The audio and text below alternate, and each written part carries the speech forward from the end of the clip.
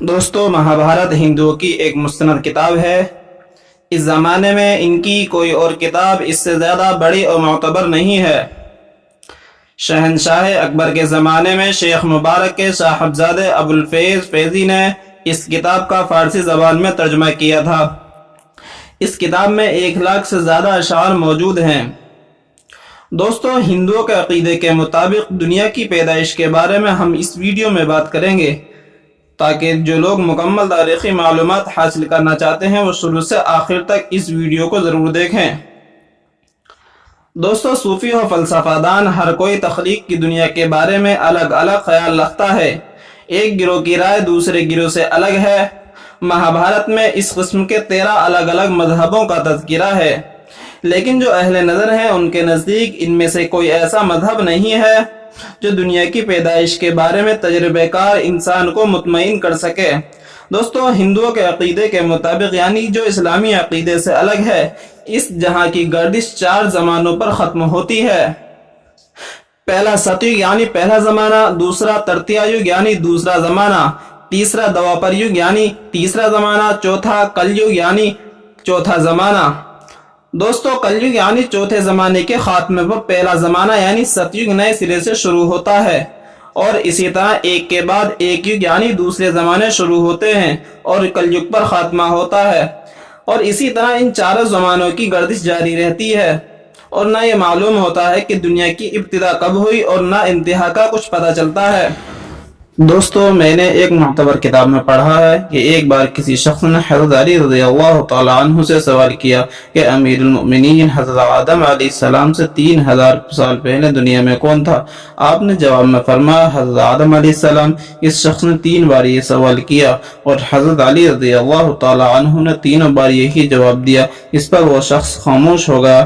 حضرت علی رضی اللہ تعالی عنہ نے جب اس شخص کو خاموش دیکھا تو فرمایا اگر تو 30,000 مرتبہ مجھ سے یہ سوال کرتا تو میں تجھے ہر بار یہی جواب دیتا۔ دوستو اس بات سے بھی دنیا کی پیدائش کا کچھ اندازہ ہوتا ہے۔ دوستو بعض پرانے بڑے اہل علم کی باتوں سے یہ ثابت ہوتا ہے کہ دنیا کی آخری حد یا انتہا متعین ہے اور قیامت کا آنا لازمی ہے، لیکن بعد کے ہندو عالم ان باتوں کی جو تعبیر دیتے ہیں وہ اس کے برخلاف ہے، یعنی ان کے نزدیک وہی پرانا عقیدہ درست ہے۔ بہرحال دوستو ستیگ یعنی پہلا زمانے کی مدت 17,28,000 سال بتائی جاتی ہے۔ اس دور میں انسانوں کا چال چلن درست اور صالح سمجھا جاتا ہے کہ اس دور کے کسی بھی انسان کا وہ کیسا ہی کیوں نہ ہو قدم ذرہ برابر بھی سیدھے راستے سے ادھر ادھر نہیں ہٹتا، اور ہر شخص کے تمام اعمال خدا کے حکم کے مطابق ہوتے ہیں، اور یہ بھی کہا جاتا ہے کہ اس دور کے انسانوں کی طبعی عمر 1,00,000 سال ہوتی ہے۔ دوستو خدا ہی بہتر طور پر جانتا ہے کہ اس بات کی اصل حقیقت کیا ہے۔ دوستو دوسرے دور یعنی ترتیہ یگ کی مدت 12,96,000 سال بتائی جاتی ہے۔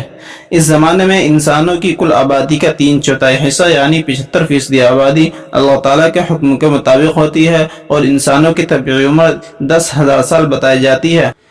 دوستو تیسرے دور یعنی دوپر یگ کی مدت 8,64,000 سال بتائی جاتی ہے۔ اس دور میں آدھی انسانی آبادی کے کردار و گفتار میں نیکی اور سچائی ہوتی ہے، اور انسانوں کی طبعی عمر 1,000 سال بتائی جاتی ہے۔ دوستو حضرت آدم علیہ السلام اور حضرت نوح علیہ السلام اور دیگر انبیاء علیہ السلام نے ہندوؤں کے عقیدے کے مطابق دوپر یگ کا زمانہ پایا، اس لیے ان کی عمروں میں اتنی طوالت ہے۔ دوستو چوتھے دور یعنی کل یگ کی مدت 4,32,000 سال بتائی جاتی ہے۔ اس دور میں انسانی آبادی کے 3 حصے گمراہ ہو جاتے ہیں، یعنی صراط مستقیم سے ہٹ جاتے ہیں۔ اس دور میں انسانوں کی طبعی عمر 100 سال بتائی جاتی ہے۔ دوستو ان 4 زمانوں کی مدتوں کا طول ہندوؤں کے عقیدے کے مطابق ہے۔ دوستو موجودہ زمانہ نبی کریم صلی اللہ علیہ وسلم کی ہجرت کا 1015واں سال ہے۔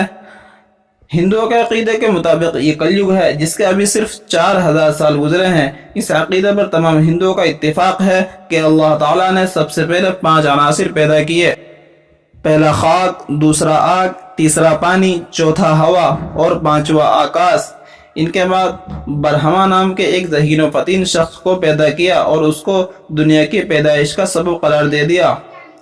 عام لوگ आकाश के माना आसमान लेते हैं, लेकिन खास हिंदू इस अकीदे को नहीं मानते। उनके नज़दीक हिंदुस्तान का आलिम व फ़लसफ़ादान किसी आसमानी हस्ती के कायल नहीं है, और जो कुछ ऊपर की फ़िज़ा में नज़र आता है वो जमी हुई हवा है और उसी का फ़र्द नाम आसमान पड़ गया है। आसमान पर जो चमकदार सितारे नजर आते हैं उनकी हकीकत यह है कि वो पुराने बड़े बुजुर्ग हैं जिन्होंने दुनिया में खुदा की सच्ची इबादत की और उसके नतीजे में ये नूरानी वजूद इख्तियार कर लिया और उनकी ज़ात अल्लाह ताला की अच्छाई के हामिल हो गई।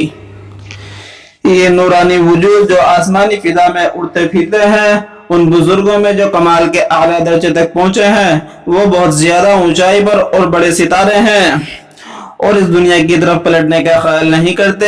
लेकिन जो कम दर्जे के कामिल बुजुर्ग हैं, उन्होंने छोटे छोटे सितारों का रूप इख्तियार कर लिया है, लेकिन वो फिजा की इंतहाई बुलंदियों पर नहीं है, बल्कि वो अपनी दुनियावी इबादत के मुताबिक बुलंदी पर हैं। ये नूरानी वजूद दुनिया की तरफ वापस आ जाते हैं। इस बात से यह मालूम होता है कि हिंदुओं के अकीदे के मुताबिक आकाश से मुराद आसमान नहीं है, बल्कि वो कोई और चीज है। दोस्तों, ये हिंदुओं का अकीदा है। हम अगली वीडियो में आपको मुसलमानों के अकीदे के बारे में बताएंगे कि मुसलमानों का अकीदा दुनिया की पैदाइश के बारे में क्या है।